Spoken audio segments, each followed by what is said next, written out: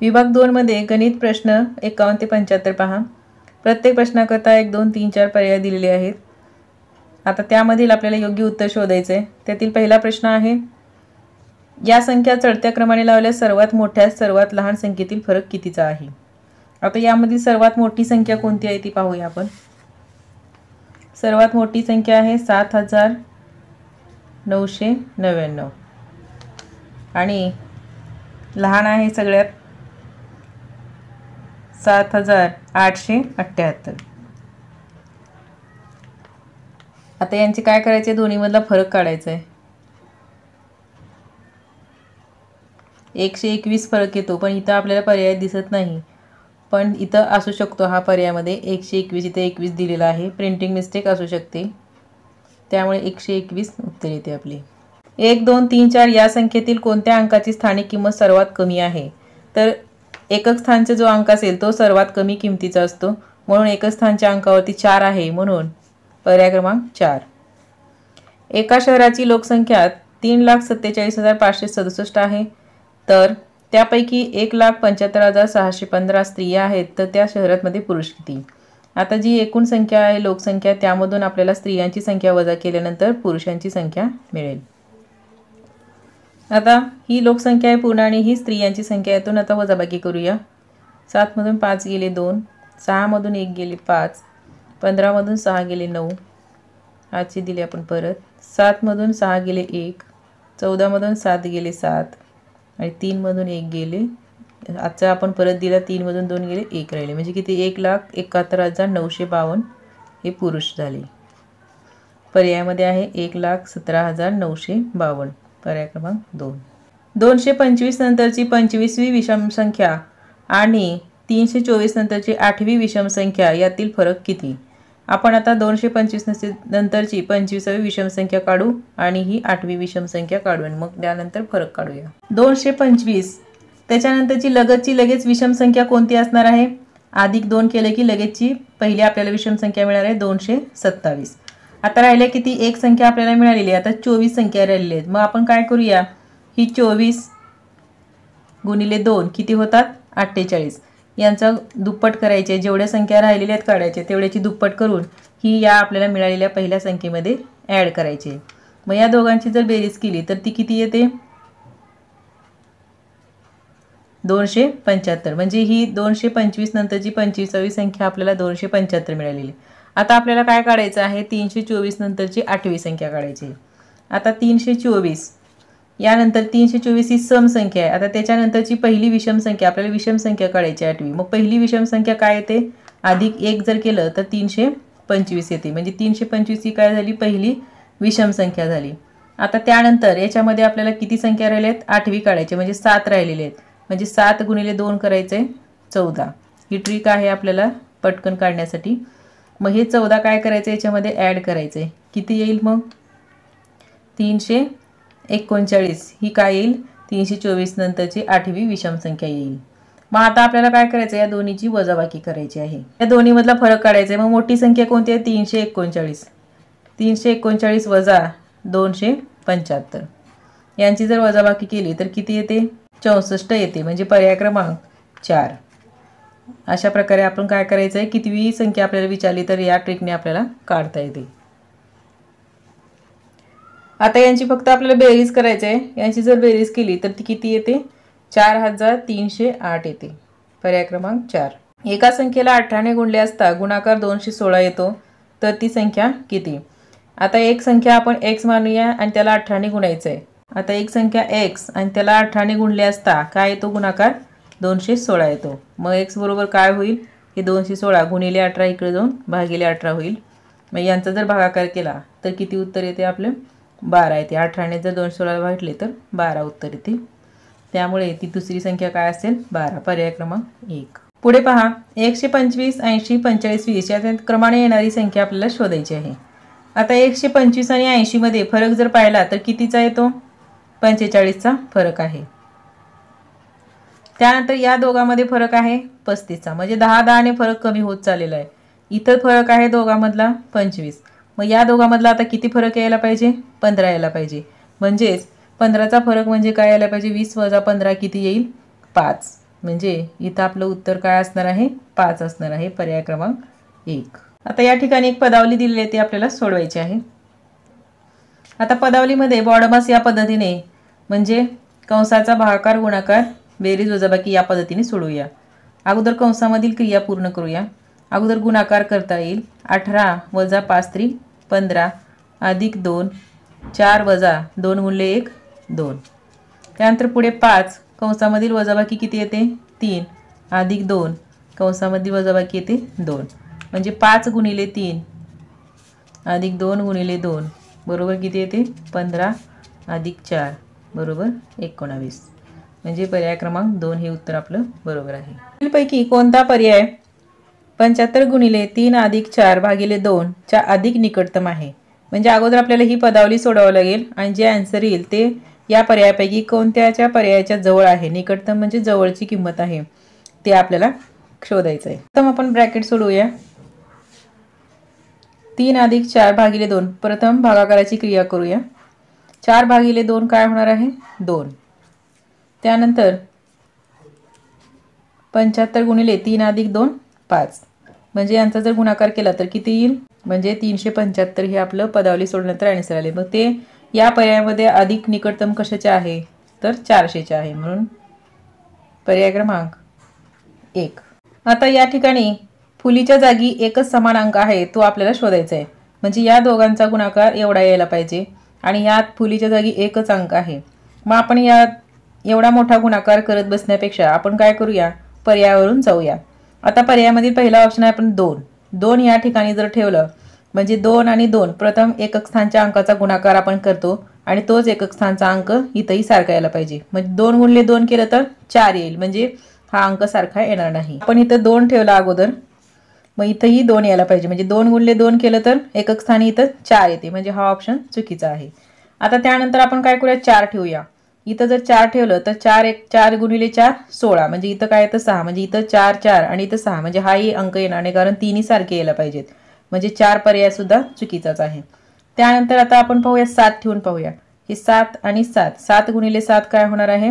49. म्हणजे इथं येणार आहे 9 एकक स्थानी, म्हणजे हाही पर्याय चुकीचा आहे. इथं 6 घेतला. आता 6 गुणिले 6 पहिल्यांदा एकक स्थानच्या अंकाचा गुणाकार असतो. 6 गुणिले 6 36. म्हणजे या एकक स्थानी सुद्धा काय आलेला आहे? 6च आलेला आहे. म्हणजे हे तिन्ही जे अंक आहेत ते सारखे आलेले आहेत. म्हणजेच या स्टारच्या जागी काय असणार आहे? 6. दोन संख्याचा मसावी व लसावी अनुक्रमे 2 व 12 असून त्यातील एक संख्या 2 आहे, तर दुसरी संख्या काढण्यासाठी आपल्याला योग्य पर्याय निवडायचा आहे. आता आपल्याला सूत्र माहिती आहे. काय आहे? लसावी गुणिले मसावी बरोबर पहिली संख्या म्हणजे 2 संख्यांचा गुणाकार किंवा पहिली संख्या गुणिले दुसरी संख्या. म्हणजेच काय? एक संख्या गुणिले दुसरी संख्या. मग आता आपल्याला माहिती आहे काय? लसावी किती आहे? 12. मसावी किती आहे? 2.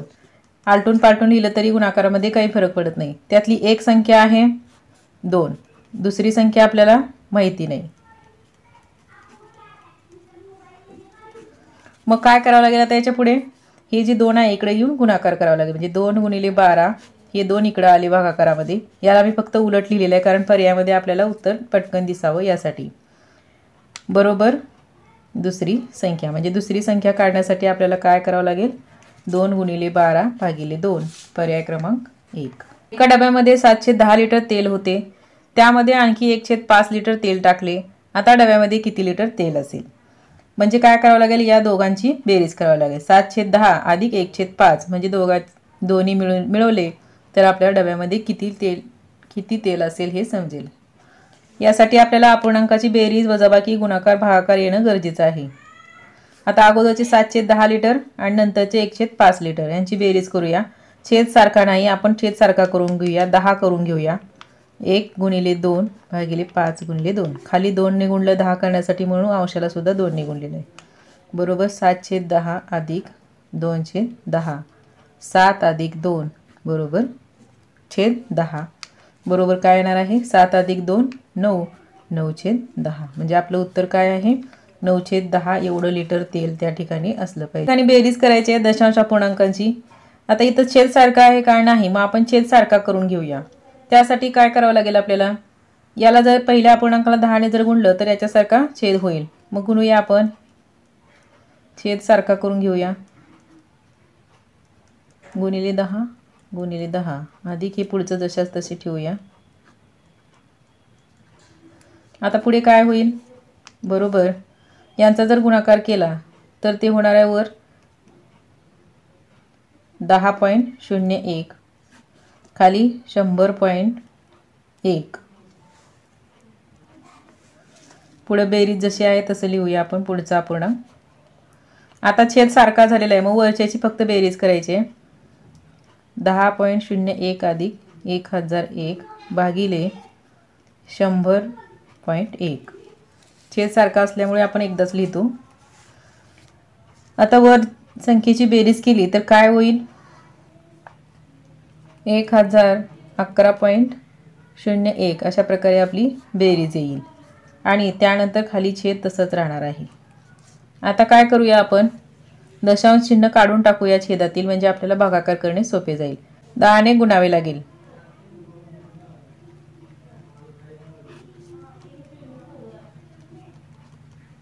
मग त्यानंतर काय होईल आता, भागिले 1001। आता यांचा जर भागाकार केला तर तो किती येणार आहे, 10.10 एवढा भागाकार येणार आहे, किंवा 10.1 असंही लिहिलं तरी चालेल। आता पर्यायामध्ये या दोघांपैकी काय आहे पाहूया। पर्यायामध्ये आहे 10.10। 76.0684 ही संख्या निकटच्या पूर्ण दशकात लिहा। पूर्ण दशकात लिहायची आहे, त्यामुळे आपल्याला इथं 8 आहे, 5च्या पुढील संख्या, मग राऊंड अप केल्यानंतर काय होणार आहे, 6चा 7 होणार आहे, म्हणजे 76.07 हा आपला ऑप्शन बरोबर असेल। 6 ते 46 मधील 5 ने निशेष भाग जाणाऱ्या संख्यांची सरासरी लिहा म्हटलेलं आहे। आता 6 ते 46 5 ने निशेष भाग जाणाऱ्या म्हणजे 5च्या पटीतील संख्या आपल्याला घ्यायच्या आहेत। आता इथं आपण घेऊया, 6च्या पुढील 5च्या पटीतील 10 येणार आहे, त्यानंतर 15, त्यानंतर 20, 20 नंतर 25, 25 नंतर 30, 30 नंतर 35, 35 नंतर 40, 46 पर्यंत घ्यायचं आहे आपल्याला, म्हणजे 45 हा नंबर पण येईल। किती झाल्या एकूण संख्या, 1 2 3 4 5 6 7 8। 8 म्हणजे सम अंकामध्ये ह्या संख्या आलेल्या आहेत। मग ज्यावेळेस सम अंकामध्ये संख्या आलेल्या असतील त्यावेळेस मधल्या ज्या दोन असतात त्यांची सरासरीच म्हणजेच या पूर्ण संख्यांची सरासरी असते। मग मधल्या दोन संख्या घेऊया आपण, 35 अधिक 30 भागिले 2। सरासरी म्हणजे काय, की त्या ज्या संख्या आहेत त्या संख्यांची बेरीज आणि त्यांचा भागिले एकूण संख्या किती आहेत। इथे दोन संख्या घेतल्यात आपण, एकूण संख्या 2 भागिले 2 केले, मग सरासरी बरोबर किती येईल, आता 25 आणि 30 ची बेरीज केली तर 55 येते, भागिले 2, 2 ने जर 55 भेटले, बे 2 4 राहिले 1, बे 7 14, बे 5 10, म्हणजे 27.5 हे त्यांची सरासरी येते। जेव्हा सम अंकामध्ये संख्या असतील त्यावेळेस मधल्या दोन संख्यांची सरासरी हीच त्या सर्व संख्यांची सरासरी असते, यामुळे आपला वेळ वाचतो परीक्षेमध्ये। आणि ज्यावेळेस विषम अंकामध्ये या संख्या दिलेल्या असतात त्यांची सरासरी म्हणजे त्यांची सेंटरची संख्या, मधली संख्या ही असते। इथं जर 7 संख्या असत्या तर आपण मधली जी असेल तीच आपली सरासरी झाली असती। मग या ठिकाणी आता सरासरी किती झाली, 27.5। रमेश आपल्या उत्पन्नाच्या 1000 रुपये बचत करतो। जर त्याचं उत्पन्न 5000 रुपये असेल तर तो शेकडा किती बचत करतो। आपण आता 5000 चे 1000 रुपयाचे किती टक्के हे आपण काढूया। 5000 रुपये हे त्याचं एकूण उत्पन्न आहे, म्हणजेच किती टक्के, 100% त्याचं उत्पन्न 5000 रुपये। मग तो 1000 रुपयाची बचत करतो, रुपयाच्या खाली रुपये आणि टक्केवारीच्या खाली टक्केवारी लिहिलं की आपलं गणित चुकत नाही। मग आपल्याला 1000 रुपये म्हणजे किती टक्केवारी ही काढायचं। मग अशी मांडणी करून आता आपण काय करायचं आहे, तिरकस गुणाकार करायचा आहे। मग काय होईल, 1000 गुणिले हे 100 भागिले 5000। आता आपण 0 0 कॅन्सल करूया, वरचे 3 शून्य आणि खालचे 3 शून्य कॅन्सल केले, राहिले काय, वर अंशामध्ये 100 भागिले 5, 100 ला 5 ने भागले तर 20, म्हणजे किती, तो 20% बचत करतो। 1000 रुपयाची बचत करतो म्हणजे 5000च्या 20% बचत करतो। पर्याय क्रमांक 1। वसीमने 2500 रुपये 6% दराने, 1800 रुपये 8% दराने फहीमला सरळ व्याजाने दिले, तर फहीमने 1 वर्षानंतर परत केलेल्या सरळ व्याजात कितीचा फरक असेल। या ठिकाणी आपण वसीमचं बघूया अगोदर। 2500 रुपये म्हणजे मुद्दल किती आहे त्याची 2500 रुपये वसीमची, दर किती आहे 6, किती वर्षासाठी आहे 1 वर्ष काळ आहे दोघांचाही, भागिले 100. आपण 0 0 कॅन्सल करूया, राहिले काय 25 गुणिले 6 बरोबर किती होतात 150. म्हणजे 150 रुपये व्याज कोणाचे आहे वसीमचं. आता फहीमचं किती होतं ते करूया आपण. आता मुद्दल आहे फहीमची 1800 रुपये, दर आहे 8%, काळ 1 वर्षाचा आहे दोघांचाही, भागिले 100. आता 0 0 आपण कॅन्सल केले तर गुणाकार करणे सोपे जाईल. तर 18 गुणिले 8 गुणिले 1 म्हणजे तेवढंच येणार आहे. 18 किती 144. म्हणजे फहीमचे 144 आणि वसीमचे 150. तर फहीमने 1 वर्षानंतर परत केलेल्या सरळ व्याजात कितीचा फरक असेल, तर 150 वजा 144 जर आपण केलं तर किती येईल 6 रुपये. म्हणजे कितीचा फरक असेल 6 रुपयांचा. पर्याय क्रमांक 2. 19 रुपये 50 रुपयाला एक वस्तू विकल्याने 30% नफा झाला, तर 40% लाभ घेण्यासाठी वस्तूची किंमत कितीने वाढवावी लागेल. आता 30% नफा झाला म्हणजे ही किंमत किती टक्क्याची असणार आहे 130%ची असणार आहे. सोप्या पद्धतीने आपण सोडूया. आता 19 रुपये 50 पैसे म्हणजे किती 30% नफा म्हणजे 130%ची ही किंमत असणार आहे. मग आपल्याला काढायचं काय 40% लाभ घेण्यासाठी, म्हणजे 140%ची किंमत आपल्याला किती असेल, कितीला विकावं लागेल किंवा कितीने वाढवावं लागेल हे कळेल आपल्याला. आता त्यासाठी काय करूया आपण, आता तिरकस गुणाकार करूया, भागिले 130. 0 0 कॅन्सल केले आपण, 13 ने याला भाग घालूया, 13 1 13, 13 5 65, 0 0 कॅन्सल झाले, गुणिले 14 यांचा जर गुणाकार केला तर किती येतो तो 2 दशांश सोडून 21 रुपये आलेला आहे. मग आता ह्या 21 मधून आपल्याला काय करायचं आहे एवढे वजा करायचं आहे, म्हणजे 40%ला किती आपल्याला किंमत वाढवावी लागेल कळेल. 21 रुपये वजा 19.50, 1 रुपये 50 पैशांनी काय करावं लागेल आपल्याला ती किंमत वाढवावी लागेल, म्हणजे तेव्हा आपल्याला 40% लाभ मिळेल. पर्याय क्रमांक 3. 35 मीटर लांबीच्या दोरीचे समान लांबीचे 7 तुकडे केले तर प्रत्येक तुकड्याची लांबी किती. आता 35 मीटरचे समान 7 तुकडे केलेले आहेत, मग 35 भागिले जर 7 केलं तर किती येते 5. म्हणजे 35 भागिले 7 केलं तर किती तुकड्याची लांबी किती होते 5 मीटर. त्यानंतर पुढे पहा, 9.99 मीटर लांबीच्या तारेतून 9 सेंटीमीटर तारेचा तुकडा कापून घेतल्यास उरलेल्या तारेची लांबी किती असेल. हे 9.99 मीटर आपल्याला 9 सेंटीमीटर काढायचं आहे. वजाबाकी करूया, 9 मधून 9 गेले 0, 9 म्हणजे किती राहतील 9.90 मीटर राहतील, म्हणजे 9.9. 72 किलोमीटर प्रति तासाने धावणारी एक रेल्वे 250 मीटर लांब प्लॅटफॉर्म 26 सेकंदामध्ये उलटते तर ती रेल्वेची लांबी किती. आता या ठिकाणी प्लॅटफॉर्मची लांबी दिलेली आहे 250 मीटर. आता रेल्वेची काढायची आपल्याला. वेग किती दिलेला आहे 72 किलोमीटर पर आवर आणि लांबी दिलेली आहे मीटरमध्ये दिलेली आहे. मग आपल्याला काय करावं लागेल ह्या किलोमीटर पर आवर म्हणजे किलोमीटर प्रति तासाला काय करावं लागेल मीटर पर सेकंदमध्ये करून घ्यावं लागेल. मग ते रूपांतर करण्यासाठी काय करावं लागेल, आता 72 किलोमीटर पर तास याला जर मीटर पर सेकंदमध्ये करायचं असेल तर 72 गुणिले 5/18 करावं लागेल. मग काय होईल 5/18 कसं आलं, सविस्तर सांगायचं झालं तर हे 72 गुणिले किलोमीटर म्हणजे किती 1000 मीटरचा 1 किलोमीटर होतो आणि एका तासामध्ये सेकंद असतात 3600. याला जर आपण संक्षिप्त रूप दिलं तर 5/18 येते. म्हणून काय केले मी डायरेक्ट 5/18 घेतलेला आहे. अशा प्रकारे 5/18 मी घेतलेला आहे. तर आता यांचा गुणाकार केला आपण, 18 × 18, 18 × 72, 4 गुणिले 5 किती होतात 20. म्हणजे वेग किती झालेला आहे आता आपला 20 मीटर पर सेकंद. अशा प्रकारे आपल्याला वेग मिळालेला आहे. आता अंतर दिलेलं आहे आपल्याला मीटरमध्ये, म्हणजे एकाच युनिटमध्ये एकाच एककामध्ये आपल्याला मिळालेले आहेत. आता आपण काय करूया सूत्रामध्ये ठेवूया. तर वेग बरोबर अंतर भागिले वेळ. वेग माहिती आहे आपल्याला 20, अंतर किती आहे रेल्वेचं अधिक प्लॅटफॉर्म असल्यामुळे आपण प्लॅटफॉर्मचं अंतर घेणार आहे, भागिले वेळ किती आहे 26 सेकंद. आता रेल्वेचं आपल्याला काढायचं आहे लांबी आणि प्लॅटफॉर्मची दिली 250 भागिले 26. आता काय करूया, हे 20 हे भागिले 26 असलेलं इकडे गुणिले 26 रेल्वे अधिक 250. रेल्वे का लिहिले मी, रेल्वेची लांबी काढायची म्हणून तसंच लिहिलेलं आहे. आता या दोघांचा जर गुणाकार केला तर तो येतो 520. 26 दोन्ही 52 आणि 0 26 0 0. ही रेल्वे लांबी प्लस 250 प्लॅटफॉर्म लांबी. आता काय होईल, हे अधिक 250 इकडे येऊन वजा 250 होणार आहे बरोबर रेल्वे लांबी. आता यांची जर वजाबाकी केली तर किती येते, 270 मीटर एवढी लांबी रेल्वेची आलेली आहे. 270 मीटर पर्याय क्रमांक 4. त्यानंतर पुढे 24 सेंटीमीटर परिमिती असलेल्या चौरसाची बाजू किती असेल. तर परिमितीचं सूत्र माहिती असणं गरजेचं आहे. 4 गुणिले बाजू.